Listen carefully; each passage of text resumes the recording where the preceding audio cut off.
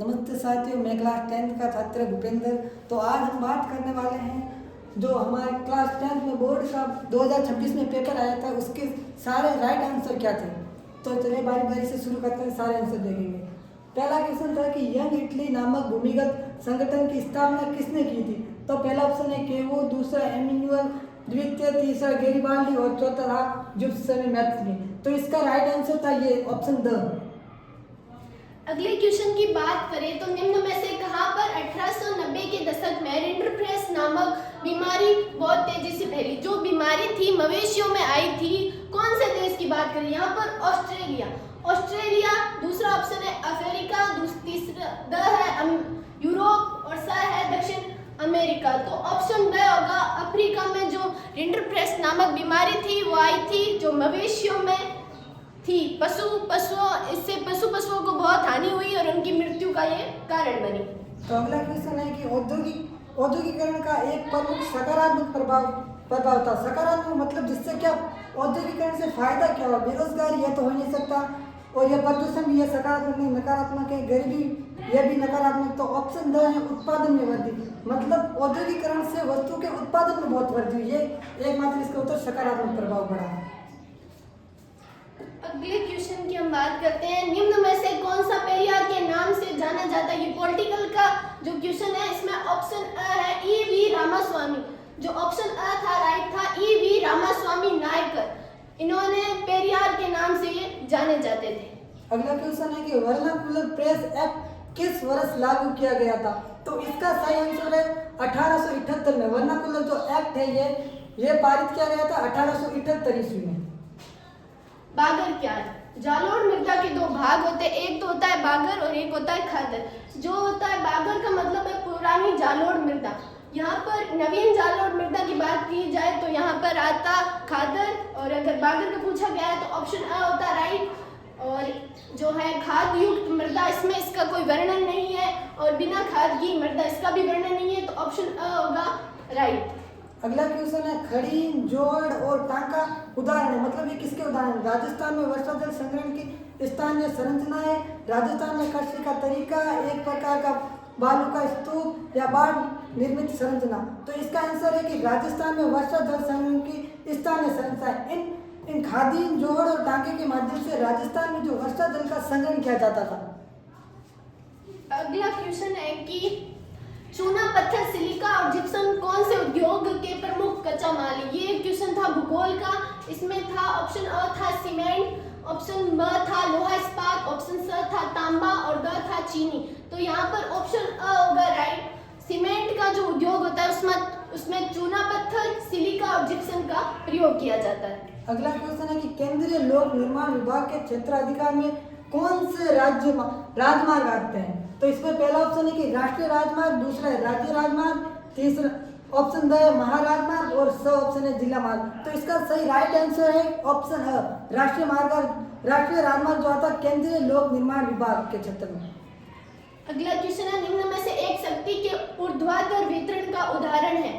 ये तीनों से मिलते जुलते हैं, कार्यपालिका, न्यायपालिका और विधायिका। इन सब में अलग दिख रहा है सामुदायिक सरकार। तो ऑप्शन द होगा वो राइट है। अगला क्वेश्चन है श्रीलंका स्वतंत्र राष्ट्र कब बना। तो इसमें कुछ खास है नहीं है, सन 1948 में बना था। अगला था अधिकार एवं अवसरों के मामले में स्त्री व पुरुषों की बराबरी मानने वाला व्यक्ति कहलाता है। जो अधिकार होते हैं उनमें स्त्री और पुरुष को समान अधिकार मिलने का जो व्यक्ति है वो कहलाता है सांप्रदायिकता। सांप्रदायिकता की यहाँ पर बात नहीं है, क्योंकि जो धार्मिक मसले होते हैं वो आते हैं। यहाँ सा था धर्मनिरपेक्ष। धर्मनिरपेक्ष का मतलब होता है उस देश में किसी विशेष धर्म को अधिकार नहीं मिलता। द था जातिवाद। जातिवाद भी नहीं हो सकता। ब है नारीवाद। जो पुरुष और महिलाओं के जो समान अवसर होते हैं उन्हें बराबर मानने वाला व्यक्ति कहलाता है नारीवादी। अगला क्वेश्चन है काशीराम ने निम्न में से किस दल का गठन किया था। मतलब जो काशीराम थे उन्होंने निम्न में से किस राजनीतिक गठन निर्माण किया था। पहला ऑप्शन है कि समाजवादी पार्टी, ऑप्शन स है बहुजन समाज पार्टी, ऑप्शन ब है लोक दल और ऑप्शन द है जनता दल। तो इसका सही आंसर है ऑप्शन स बहुजन समाज पार्टी, जिसका गठन किया था सौ काशीराम ने। अगला क्वेश्चन है, भारतीय जनता पार्टी ने निम्न में से किसका नेतृत्व किया? जो भारतीय जनता पार्टी है उसका इनमें से किसका नेतृत्व किया? संयुक्त प्रगतिशील गठबंधन, अगला है राष्ट्रीय जनतांत्रिक गठबंधन, तीसरा है संयुक्त मोर्चा और चौथा है वाम मोर्चा। तो जो ऑप्शन ब है, जो राष्ट्रीय जनतांत्रिक गठबंधन है, उन्होंने जो है भारतीय जनता पार्टी का गठन किया। अगला क्वेश्चन है कि निम्न में से कौन सा एक गैर नवीकरणीय संसाधन नहीं है? मतलब गैर नवीकरणीय संसाधन नहीं, इसका मतलब जो नवीकरण हो सकता है। गैर नवीकरण संसाधन वो होता है जिससे हम पुनः आसानी से नवीकरण नहीं कर सकते, मतलब एक बार समाप्त हो जाने के बाद उसे आसानी से हम प्राप्त नहीं कर सकते। तो पेट्रोल है ये, और ऑप्शन है पेट्रोल को भी हम पुनः प्राप्त नहीं कर सकते आसानी से, खनिज को भी नहीं कर सकते, कोयला को भी नहीं कर सकते। तो ऑप्शन द है ये हमारा सही ऑप्शन है, क्योंकि जल को हम एक बार समाप्त होने के बाद पुनः प्राप्त कर सकते हैं। अगला क्वेश्चन है, भारत में साख का सबसे बड़ा स्रोत क्या है? ऑप्शन अ था साहूकार, ब था सरकार, स था रिश्तेदार एवं मित्र और ड था जमींदार। ये थोड़ा अटपटा सा था, इसमें ऑप्शन ब था सरकार। अगर देश की बात की जाए तो सरकार है जो सर्वश्रेष्ठ साख के रूप में मानी जाती है। अगला क्वेश्चन है, यह व्यापार अवरोधक है। मतलब व्यापार अवरोधक मतलब जो व्यापार के अंदर रुकावट पैदा करता है, मतलब जो विश्व व्यापार था उसके अंदर वो रुकावट पैदा करता है। ऑप्शन है निर्यात पर कर, ऑप्शन ब आयात पर कर, ऑप्शन सी आय कर और ऑप्शन ड इनमें से कोई नहीं। तो निर्यात कर होता मतलब यदि हम किसी वस्तु को हमारे देश से बाहर भेजते हैं दूसरे देश में तो उसका क्या निर्यात, तो उसका कोई मतलब ही नहीं है। और ऑप्शन ब है आयात पर कर, मतलब कोई वस्तु हमारे देश में आती है तो हमारी सरकार उस पर कर लेती है। तो यह ऑप्शन ब आपका राइट आंसर है। अगला है, एक मार्क किस वस्तु पर लगाया जाता है?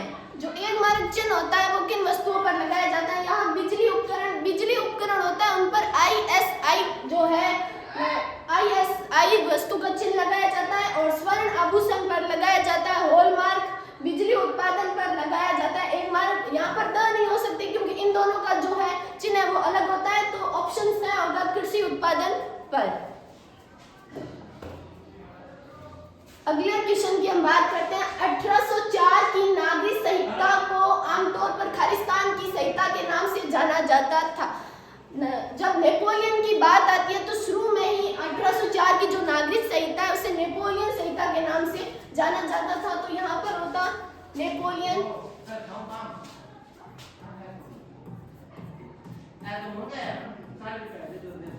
नेपोलियन संहिता के नाम से जाना जाता था। अगला क्वेश्चन है, रेगर कालिया का मर्दा का नाम है। तो रेगर किस मर्दा का नाम है? रेगर है काली मर्दा का नाम, काली मर्दा, जिसे हम कपासी मर्दा भी कहते हैं। तो रेगर काली मर्दा का नाम है।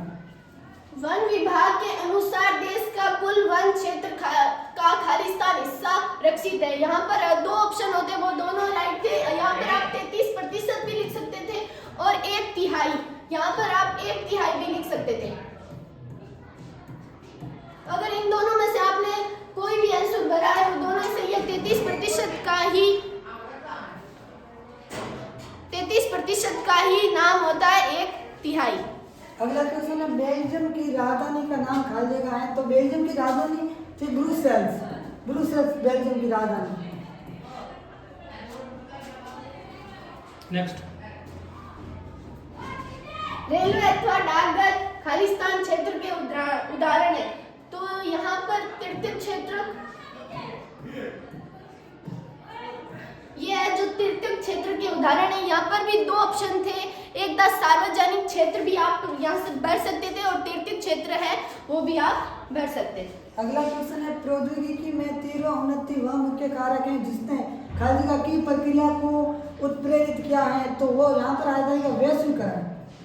प्रौद्योगिकरण के कारण वैश्वीकरण की क्रिया में जो उत्प्रेरक का काम किया था प्रौद्योगिकरण, क्योंकि इसके माध्यम से संचार उपलब्ध किया गया था और संचार के माध्यम से विभिन्न प्रोडक्ट को दूसरे देशों में संचार किया जाता था, जिस कारण वैश्वीकरण की प्रक्रिया उत्प्रेरित हुई।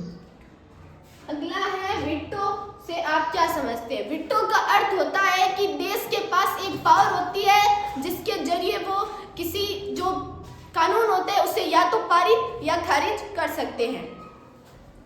अगला क्वेश्चन है, मुद्रण संस्कृति से गरीब जनता को क्या लाभ पहुंचा, उदाहरण दीजिए। मतलब मुद्रण संस्कृति मतलब फिर किताबें छपने लगी। मुद्रण संस्कृति का तात्पर्य है कि फिर किताबें छपने लगी, इससे गरीब जनता को क्या फायदा हुआ। गरीब जनता को फायदा ये हुआ कि अब गरीब जनता के पास उस मुद्रण के द्वारा सूचनाएं आने लगी, उन्हें पता चलने लगा कि देश में क्या हो रहा है क्या नहीं हो रहा है।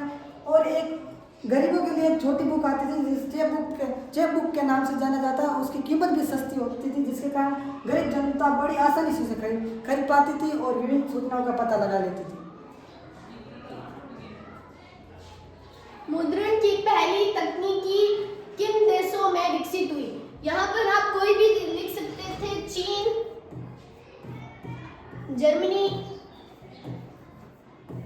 जर्मनी, यहाँ पर आप साउथ कोरिया भी लिख सकते थे।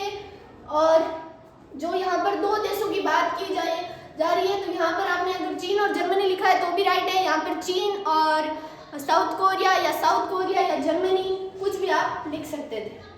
अगला क्वेश्चन है, सतत विकास क्या है। सतत विकास मतलब संसाधनों का कुछ इस प्रकार से प्रयोग करना कि हम वर्तमान में उनका प्रयोग तो कर पाए, लेकिन हमारी जो आगे भविष्य में आने वाली पीढ़ियां है वो भी इन संसाधनों का प्रयोग कर सकें। मतलब ये खत्म नहीं होने चाहिए, ना ही वर्तमान विकास की प्रक्रिया रुकनी चाहिए और ना ही ये पूर्णतः खत्म होनी चाहिए। मतलब इनकी उपलब्धता भविष्य में बनी रही, कुछ इस प्रकार से इनका उपयोग करना। प्राकृतिक संसाधन प्रबंधन में स्थानीय समुदाय की भूमिका को संक्षेप में लिखिए। जो प्राकृतिक संसाधन होते हैं उनकी जो समुदाय होते हैं वो किस प्रकार उनकी रक्षा करते हैं। तो कई ऐसे समुदाय होते हैं जो वनों की रक्षा करते हैं, जिसमें हमने किताब की अगर हम बात करें तो भेरुदेव सांचौरी है जो अलवर में है, उन्होंने वन की रक्षा की। और कई ऐसे समुदाय भी होते हैं जो पेड़ पौधों की पूजा करते हैं और उनकी रक्षा करते हैं। अगला क्वेश्चन है, लौह और इस्पात उद्योग को आधारभूत उद्योग क्यों कहते हैं। पहले तो ये समझो कि आधारभूत उद्योग कहते हैं किसे। आधारभूत उद्योग वो उद्योग होता है जो दूसरे जिस उद्योग के उत्पादन के ऊपर दूसरे उद्योग निर्भर रहते हैं। अब लौह इस्पात तो मशीनें बनाती हैं, लौह के द्वारा मशीनें बनाई जाती हैं तथा उन मशीनों का प्रयोग दूसरे उद्योग करते हैं, इसलिए लौह और इस्पात उद्योग एक आधारभूत उद्योग है। श्रीलंका में अधिकांश आबादी 2 जातीय समूहों में बटी हुई थी, इन समूहों के नाम लिखिए। ये क्वेश्चन बार बार पूछा जा रहा था। श्रीलंका के 2 समुदाय थे, एक तो था तमिल और दूसरा था सिंहली। जो सबसे शक्तिशाली समूह था वो था सिंहली। जो श्रीलंका के सबसे शक्तिशाली समूह की अगर बात की जाए तो वो था सिंहली, और इसके 2 जो समूह थे वो एक तो तमिल और एक था सिंहली, जिसमें तमिलों के पास तो अधिकार कम थे और जो सिंहली समुदाय था उसके पास अधिकारों की संख्या थी वो अधिक थी। अगला क्वेश्चन है, सांप्रदायिकता के सबसे बुरे स्वरूप का एक उदाहरण दीजिए। सांप्रदायिकता मतलब राजनीति को धर्म में राजनीति का आधार ही धर्म को मान लेना। ये हमें देखने को मिला था श्रीलंका में। हमने देखा था कि श्रीलंका में जो सिंहली समूह था उससे विशेष अधिकार दिए गए राजनीति के अंदर, जिसके कारण वहाँ पर हिंसक दंगे भी हुए थे। और यही इसका उदाहरण मतलब श्रीलंका में हमें धर्म के आधार पर कई दंगे होते हमने देखे थे। राजनीति में गठबंधन या मोर्चे से क्या अभिप्राय है? राजनीति में गठबंधन या मोर्चा, गठबंधन जब कोई 2 या 2 से अधिक सरकार सत्ता में आती है तो आपस में हाथ मिलाती है या गठबंधन करती है, उसे गठबंधन या मोर्चा कहते हैं।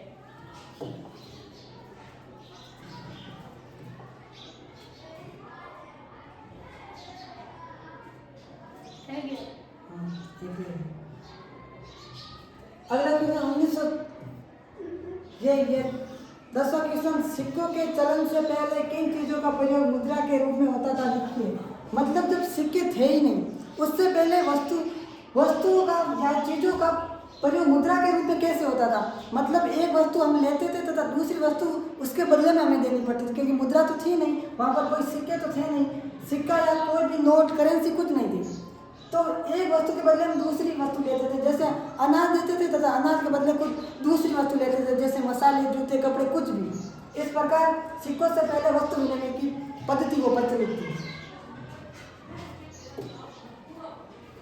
अगला क्वेश्चन है, अमेरिकी किसान अपने कृषि उत्पादनों को असाधारण रूप से कम कीमत पर क्यों बेच सकते थे?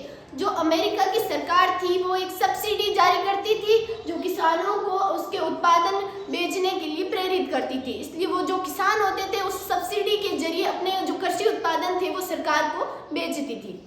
अगला क्वेश्चन है कि 1960 के दशक में उपभोक्ता आंदोलन के उदय के 2 कारण दीजिए। मतलब 1960 के दशक में उपभोक्ता आंदोलन का क्यों उदय हुआ? तो इसका कारण था, एक कारण था कि जमाखोरी हो रही थी बहुत। मतलब जो वस्तुएं थी उन्हें व्यापारी जमा करते थे, जिस कारण देश में उस वस्तु की कमी हो जाती थी और उसकी कीमत बढ़ जाती थी, फिर वो व्यापारी उन्हें बेचते थे। और एक और दूसरा कारण था कि मतलब और उनकी कालाबाजारी भी होती। मतलब जमाखोरी और कालाबाजारी एक ही चीज़ है। मतलब कालाबाजारी मतलब वस्तु को अधिक कीमत पर बेचना, पहले उनकी कमी करना बाजार में और फिर अधिक कीमत पर उसे बाजार में बेचना। और दूसरा कारण था कि जो उपभोक्ता थे वस्तु खरीदने वाले, उन्हें ना सूचना दी जाती थी सही वस्तु की और ना उन्हें पहचान करवाई जाती थी कि सही वस्तु क्या है। अगला है 19वीं सदी में कलाकारों ने एक देश को कुछ यूं चित्रित किया कि जैसे वो कोई व्यक्ति हो। कथन का परीक्षण कीजिए। जब 19वीं सदी की बात आती है तो सर्वश्रेष्ठ है वो चित्रों को माना जाता है, क्योंकि 19वीं सदी में जो स्वतंत्रता के लिए जो अवसर प्रदान होते थे वो चित्रों से होते। तो जो चित्रकार होते थे वो चित्रों को बनाते और जो देश के बाकी लोग हैं उन्हें जागरूक करते कि किस प्रकार हम अपने देश की स्वतंत्रता पाने के लिए चित्रों की सहायता ले सकते हैं। अगला क्वेश्चन है कि द्वितीय विश्व युद्ध में शामिल दूरी शक्तियों के नाम को सूचीबद्ध कीजिए। द्वितीय युद्ध हुआ था 1941 को शुरू हुआ था, 1941 में वो शुरू हुआ था। उसमें 2 खेमे थे। मतलब एक तो थी दूरी शक्तियाँ और एक दूसरा था मित्र राष्ट्र। तो यहाँ पर पूछा दूरी शक्तियों में कौन से देश शामिल थे? तो दूरी शक्तियों में देश शामिल थे जापान और एक जर्मनी और एक इटली। इसके अलावा छोटे छोटे देश थे जैसे कि ऑस्ट्रिया, हंगरी, लेकिन मुख्य ये 3 ही थे जो किसमें शामिल थे, जो थे दूरी शक्तियों में द्वितीय विश्व के दौरान। भारत में सिंचित भूमि क्षेत्र को बढ़ने से उत्पादन समस्या का वर्णन कीजिए। जो सिंचित भूमि क्षेत्र है उनके बढ़ने से जो उत्पादन है उनमें जो है समस्या उत्पन्न होती है वो किस प्रकार है? तो जो अधिक सिंचाई से भूमि है उस पर लवण जमा हो जाते हैं, जिससे उस भूमि की उर्वरता क्षमता है वो कम हो जाती है। दूसरा कारण है यहाँ पर जो उत्पादन है वो उसकी कमी आ जाती है। अगर उर्वरता क्षमता कम हो जाएगी तो जो उत्पादन है उसमें कमी आएगी। तीसरा जल भराव है उसकी समस्या उत्पन्न होने लगी। 2 नंबर का था, यहाँ पर 3 कारण बहुत थे। क्वेश्चन 7वां है कि ऊर्जा की बचत ही ऊर्जा उत्पादन है। कथन के संदर्भ में ऊर्जा संसाधनों के संरक्षण की विवेचना कीजिए। मतलब ऊर्जा की बचत ही ऊर्जा का उत्पादन है। मतलब यदि हम ऊर्जा संसाधनों का बचत करें तो वो एक प्रकार से ऊर्जा संसाधनों का उत्पादन ही है। मतलब हम संसाधनों का विवेकपूर्ण उपयोग करें। एक तो ऊर्जा संसाधनों का हम विवेकपूर्ण उपयोग करें, अनावश्यक रूप से उसका उपयोग न करें, क्योंकि इससे उनकी कमी हो जाएगी। यदि हम सोच समझ के इनका उपयोग करें तो ना इनकी कमी होगी और हम वर्तमान विकास की प्रक्रियाओं में भी इनका प्रयोग ले पाएंगे और भविष्य में भी इनका उपयोग कर पाएंगे। इसलिए ये कथन कहा गया कि ऊर्जा की बचत ही ऊर्जा उत्पादन है।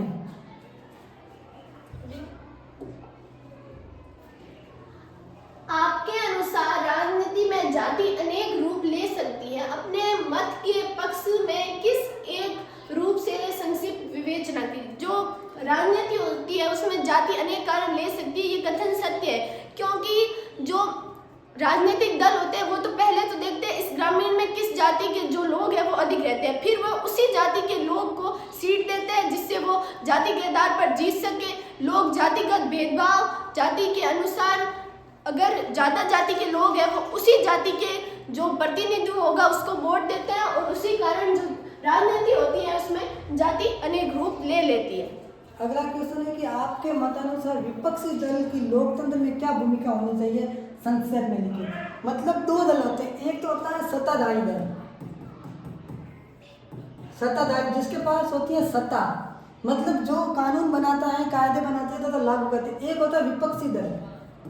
वर्तमान समय में यदि हम देखें तो एक सत्ताधारी दल है अपने बीजेपी, और जो विपक्ष में यदि हम माने तो हम कांग्रेस को इसके विपक्ष में मान सकते हैं। क्योंकि और इसका महत्व क्या विपक्षी दल का? तो इसका महत्व है कि यदि सत्ताधारी दल कोई ऐसे कानून कायदे बना दे जिससे संविधान की अवहेलना हो, मतलब वो संविधान के अनुसार नहीं हो, तो विपक्षी दल क्या इसका विरोध कर सकते हैं।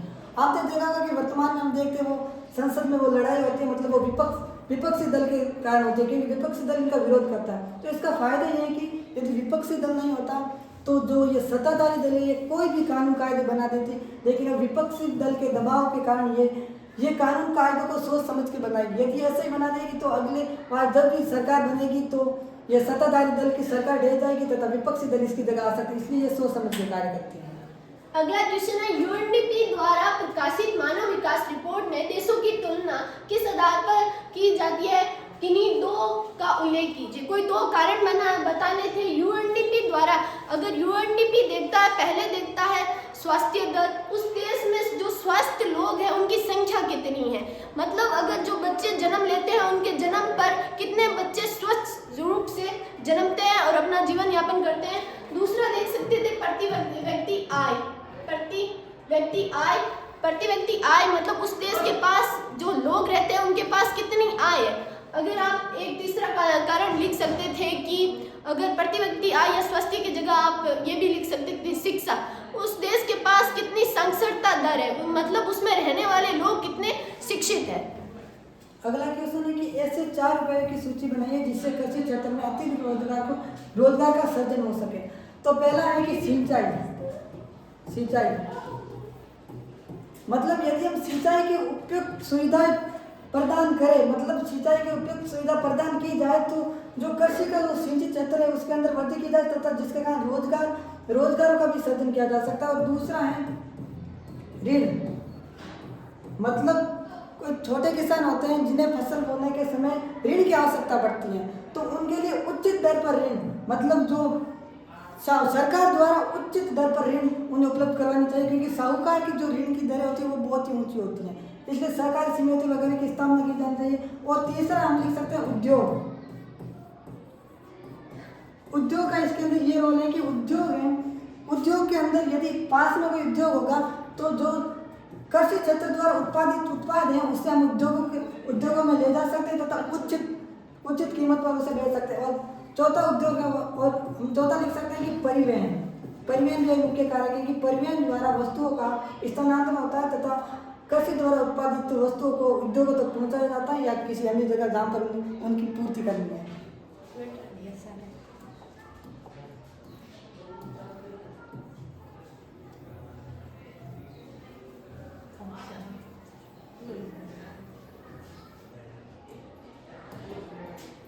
सकल घरेलू उत्पादन की गणना मध्यवर्ती वस्तुओं के मूल्य को शामिल क्यों नहीं किया जा सकता, इसका विश्लेषण कीजिए। जो सकल घरेलू उत्पादन है उनमें मध्यवर्ती वस्तुओं को शामिल क्यों नहीं किया जाता, अंतिम वस्तुओं और सेवाओं को क्यों देखा जाता है। तो जो मध्यवर्ती वस्तुएं हैं उनकी दोहरी गणना करना कठिन होता है। जो उनमें जो ये मध्यवर्ती वस्तुएं बनती है, मतलब अगर साल के अंतिम ना हो, बीच में ही अगर वस्तुओं की गणना की जाए तो उनकी दोहरी गणना करना संभव नहीं है, बहुत ही कठिन होता है, जिससे प्रति व्यक्ति आय है उसका सही गणना नहीं हो पाएगी और देश में जो आय है उसका सही पता नहीं लगाया जा पाएगा। अगला क्वेश्चन है, जब बहुराष्ट्रीय कंपनी स्थानीय कंपनी के साथ संयुक्त रूप से उत्पादन करती हैं तो इससे स्थानीय कंपनी को होने वाले लाभ बताइए। मतलब जब बहुराष्ट्रीय कंपनियां स्थानीय कंपनी के साथ संयुक्त रूप से उत्पादन करती है तो इससे स्थानीय कंपनियां होती है उन्हें क्या लाभ होता है। तो उन्हें एक लाभ तो होता है कि जो बहुराष्ट्रीय कंपनियां वो अपने साथ लेके आती है प्रौद्योगिकी लेके आती है, जिसके कारण उत्पादन में वृद्धि होती है और उत्पादन में वृद्धि होगी तो जाहिर सी बात है कि अधिक उत्पादन होगा तो पूंजी भी अधिक प्राप्त होगी। और दूसरा कारण है कि जो बहुराष्ट्रीय कंपनियां हैं वो निवेश के लिए पूंजी प्रदान कर सकती है, मतलब निवेश मतलब कुछ भी भूमि वगैरह खरीदने के लिए या मशीनें खरीदने के लिए या भवन बनवाने के लिए, इनके लिए ये बहुराष्ट्रीय कंपनियां पूंजी प्रदान कर सकती हैं। इस प्रकार से ये 2 फायदे हैं जो स्थानीय कंपनी को होते हैं बहुराष्ट्रीय कंपनी के आने के कारण।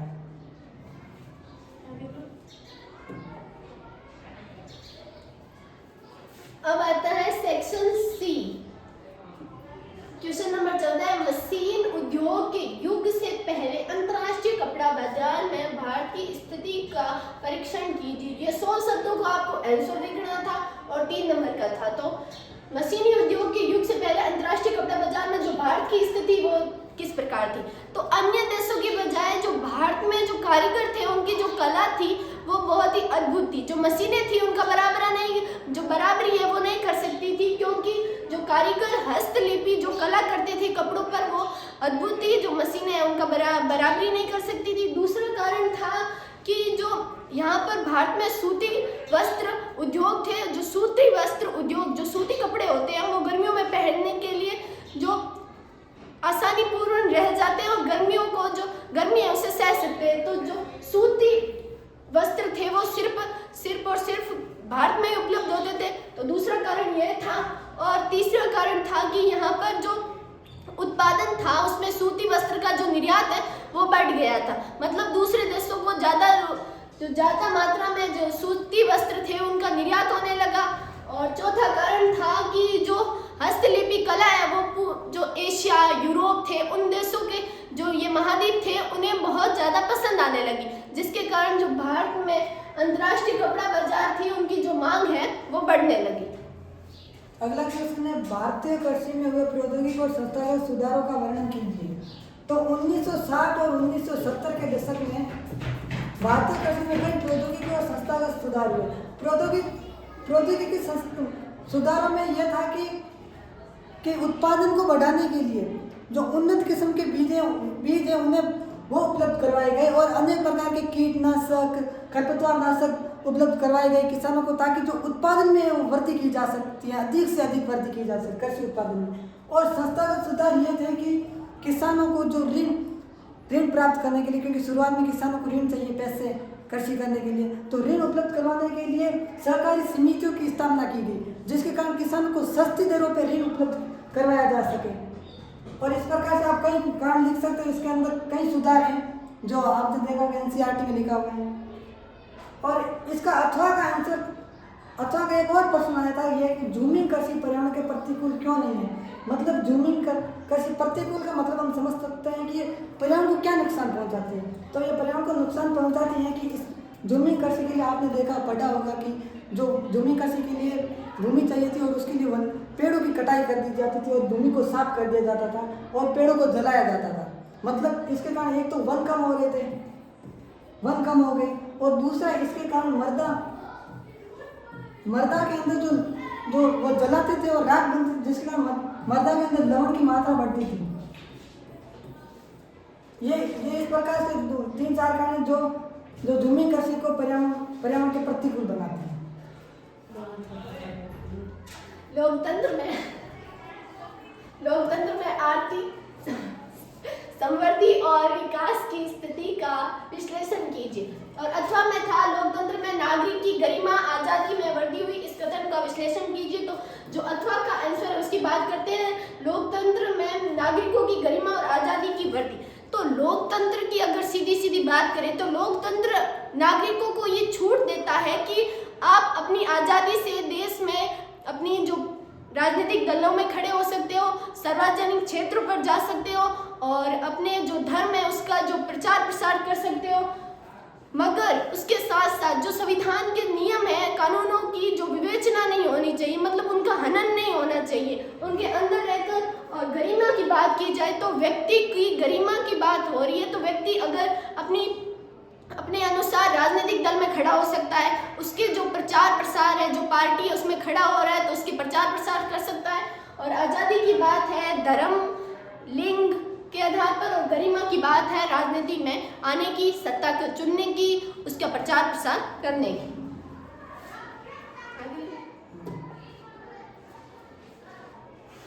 सहकारी समितियों की कार्य प्रणाली को समझाइए। सहकारी समितियाँ मतलब वह समितियाँ जो किसानों को ऋण उपलब्ध करवाती थी, वो भी सस्ते दरों पे। मतलब ये गाँवों में, मतलब ये किसानों के लिए बहुत ही फायदेमंद थी।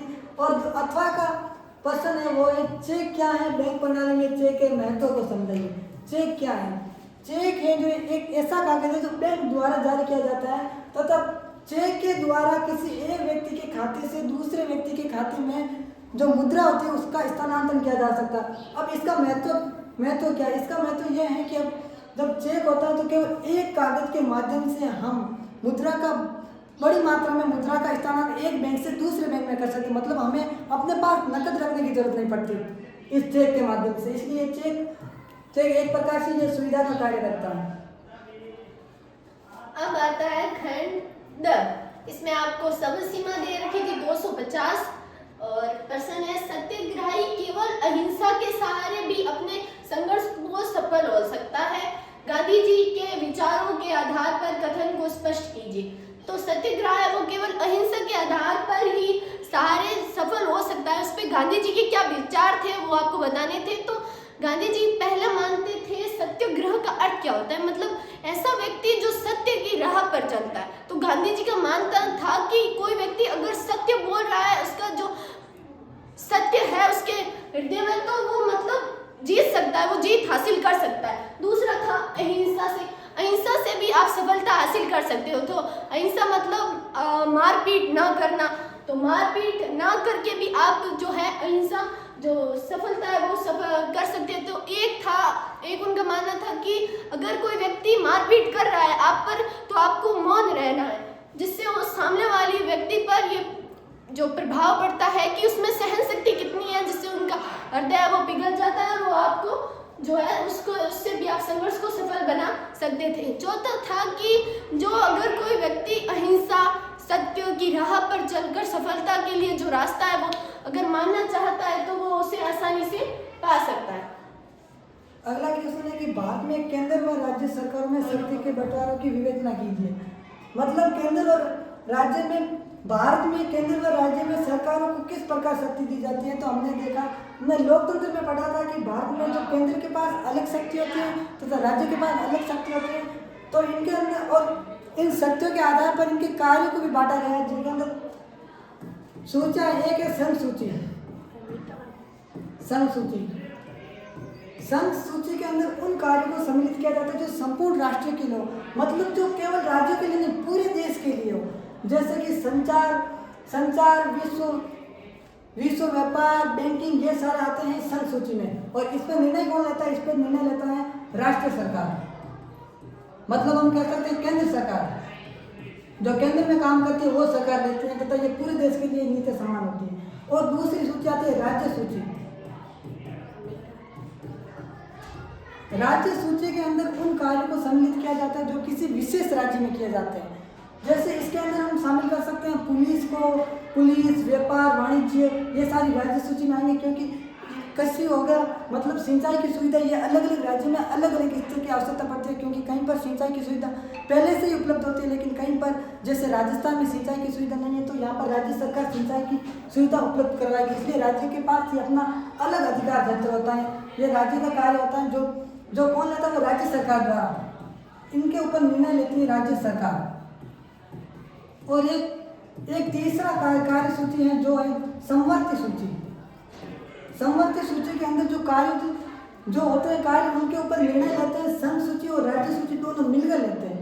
मिलकर जैसे हम उदाहरण के लिए ले सकते हैं, जैसे गोद लेना, विवाह, ये सारे जो ये दोनों मिलकर निर्णय लेंगे। यदि इन दोनों के निर्णय में कोई विरोध हो जाए, मतलब राज्य सरकार अपनी अलग राय रख रहा है, संघ सरकार अपनी अलग राय रख रही है, इनके अंदर टकराव हो जाए तो जो एक संघ सूची का, ये संघ सूची मतलब राज्य केंद्र सरकार की है, वही फैसला केंद्र सरकार का फैसला माना जाएगा। केंद्र सरकार जो कहेगी वही माना जाएगा। और एक चौथा और आता है जिसे हम कह सकते हैं